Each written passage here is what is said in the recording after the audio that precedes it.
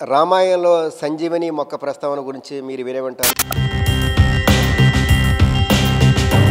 అసలు రామాయణంలో డిస్క్రైబ్ చేసిన సంజీవని ఉన్నదా లేదా, అసలు నిజమైన ప్లాంటా కాదా అని. ప్లాంట్ అంటే రాకీ ఏరియాలో గ్రో అవుతుందండి, మాయిశ్చర్ ఉన్న ఏరియాలో అన్నమాట.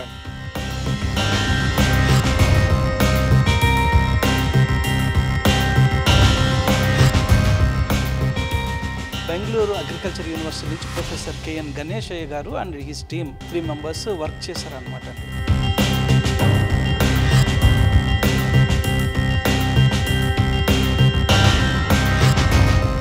లక్ష్మణుడు గాయపడినప్పుడు, ఆయన మూర్ఛపోయినప్పుడు ఎవరైతే వైద్యులు ఉంటారో రాముడి దగ్గర ఉన్న వైద్యులు కూడా సంజీవిని తీసుకురండి అని చెప్తే అప్పుడు ఆంజనేయుడికి ఆ పనిని అప్పగిస్తారు. ఆంజనేయుడు శ్రీలంక ప్రాంతంలోకి వెళ్ళి ఆ మొక్క గురించి వెతుకుతున్నప్పుడు అక్కడ ఏ మొక్క సంజీవిని అని తెలియక అక్కడ ఉన్న ఒక పర్వతాన్ని తీసుకొచ్చి ఆ వైద్యుని దగ్గర పెట్టేటప్పుడు ఆ వైద్యుడు ఆ సంజీవిని మొక్కని తీసుకుని అందులో నుంచి తిరిగి ఆ మొక్క ద్వారా ఆయన మూలికలు అంతా మందు తయారు చేసి లక్ష్మణుడికి పెట్టడం జరుగుతుంది.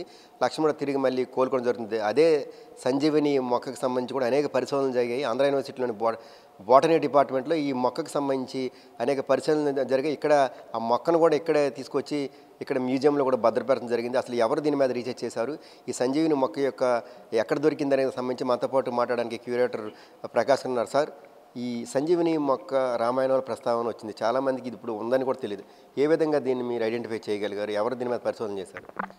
మా మ్యూజియంలో మేము ఒక మొక్కని ప్రిజర్వ్ చేసామండి. దీన్ని సెలాజినెల్లా బ్రయోప్టెరిస్ అని పిలుస్తారనమాట అండి, లోకల్లీ కాల్డ్ యాజ్ సంజీవని.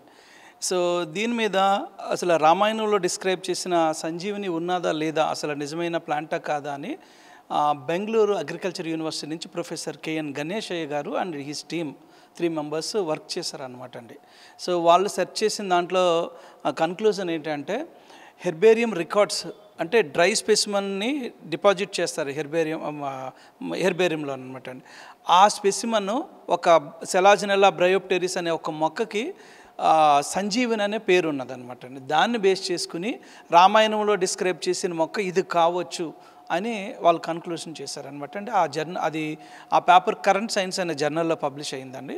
ఆ మొక్క మనకి కామన్గా మన అడవి ప్రాంతాల్లో కామన్గా దొరుకుతూ ఉంటుంది. మేము అరకు వ్యాలీ నుంచి దీన్ని కలెక్ట్ చేస్తామన్నమాట అండి, ఈ సెలాజినెల్లానే.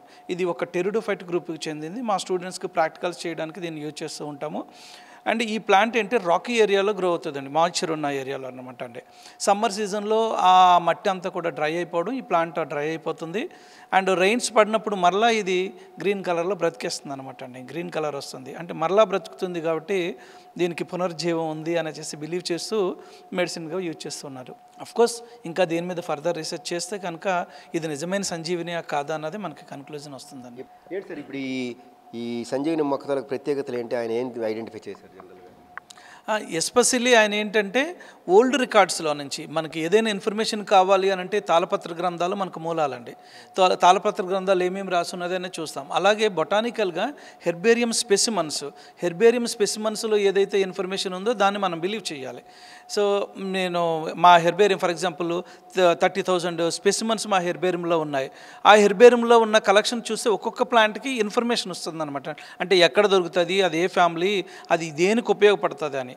అలాగే ఒక వెస్ట్ గోదావరి నుంచి కలెక్ట్ చేసిన ఒక హెర్బేరియం స్పెసిమన్కి సంజీవని అనే ఒక పేరు ఉంది, లోకల్ నేమ్ అన్నమాట అండి. అండ్ ఈ ప్లాంట్ కూడా డ్రై అయిపోయిన మొక్కను తీసుకొచ్చి వాటర్లో పెడితే కనుక మరలా గ్రీన్గా అయిపోతుంది అనమాట అండి. ఈ నేచర్ని బేస్ చేసుకుని ఇదే సంజీవని అని చేసి బిలీవ్ చేస్తూ ఉన్నారు. సో ఫర్దర్ రీసెర్చ్ అయితే జరగాలండి. ఇది వాళ్ళు ఎటువంటి పరిశోధన చేస్తున్నారు జనరల్గా? మీకు చాలామంది వస్తుంటారు కదా. అంటే ఇది ఒక మైక్రో హ్యాబిటేట్ కండిషన్లో గ్రో అవుతూ ఉంటుంది అనమాట అండి. అంటే ఫారెస్ట్లో ప్రతి చోట గ్రో అవ్వదు, రాళ్ళ దగ్గర ఊజింగ్ రాక్స్ అంటారు, అటువంటి ప్లేస్ మాయిశ్చర్ ఎక్కువగా ఉన్న ప్లేసెస్లో ఇవి ఫెర్న్స్, బ్రయోఫైట్స్ అన్నీ పెరుగుతూ ఉంటాయి అన్నమాట అండి. సో ఇవి క్లైమాటిక్ కండిషన్స్ని కూడా ఇండికేట్ చేస్తూ ఉంటాయి. సో వీటిని మనం మెడిసినల్గా యూజ్ చేసుకోవచ్చు. అయితే ట్రైబల్ పీపుల్ అయితే కనుక డిఫరెంట్ డిసీజెస్కి వాళ్ళు వాడుతూ ఉంటారు. అంటే కామన్గా కాఫ్, కోల్డ్, ఫీవర్ వచ్చినప్పుడు చాలా ప్లాంట్స్ని వాడుతూ ఉంటారు, అంటే మిక్స్ చేసి వాడుతూ ఉంటారు అనమాట అండి. సో అంటే సంజీవిని పేరుతో ఇంకా చాలా మొక్కలు ఉన్నాయండి. మనకి తిప్పతీగ, టైనోస్పొరా కార్డిఫోలియా అంటారు. దాన్ని కూడా తిప్పాసారం, సంజీవిని, సాజీవని అని కూడా పిలుస్తూ ఉంటారు. దాంట్లోనే టైనోస్పొరా సైనెన్సిస్ అని ఒక మొక్క ఉందండి. దాన్ని కూడా మన పాడేరు ఏరియాలో సంజీవిని మొక్క అని కూడా పిలుస్తూ ఉంటారు. ఇది మనం అంటే ఆయన తాలూకా ఈ పరిశోధన తర్వాత మనం సేకరించింది ఆయన మనకి బేస్డ్ ఆన్ కేఎన్ గణేశయ్య గారు పేపరు ఈ సెలాజినెల్లా బ్రయోప్టెరిస్ని మనం సంజీవని అని పిలుస్తున్నామండి. ప్రజెంట్ ఉన్న మనకి ఇప్పటి వరకు ఉన్న సైంటిఫిక్ ఎవిడెన్స్ని బట్టి అయితే కనుక. బెంగళూరు అగ్రికల్చర్ యూనివర్సిటీ ప్రొఫెసర్ అండి. బెంగళూరు అగ్రికల్చర్ యూనివర్సిటీకి సంబంధించిన ప్రొఫెసర్ గణేశన్ అని కొన్నాళ్ళ క్రితం దీని మీద ఆయన పరిశోధన చేస్తారు. పరిశోధన చేసిన తర్వాత రామాయణంలో సంజీవని అనే దానికి సంబంధించి అసలు ఏంటి, దీని చరిత్ర తెలుసుకుందామని ఆయన కొన్నాళ్ళ పాటు పరిశోధన చేసిన తర్వాత అక్కడున్న అటవీ ప్రాంతాల్లో దీని లక్షణాలు ఇవన్నీ పాత ఏవైతే ఉంటాయో తాళపత్ర గ్రంథాలు అవన్నీ కొంత చదివిన తర్వాత అవే లక్షణాలకు సంబంధించి ఏమున్నాయని పరిశోధన చేసిన తర్వాత ఈ మొక్కని ఆయన తీసుకొచ్చి ఇది సంజీవిని అయ్యి ఉండొచ్చని ఆయన చాలా వరకు పరిశోధన చేసిన తర్వాత ఆయన దీనికి సంబంధించి ఇంటర్నేషనల్ దీంట్లో జనరల్లో కూడా ఇది పబ్లిష్ అయింది.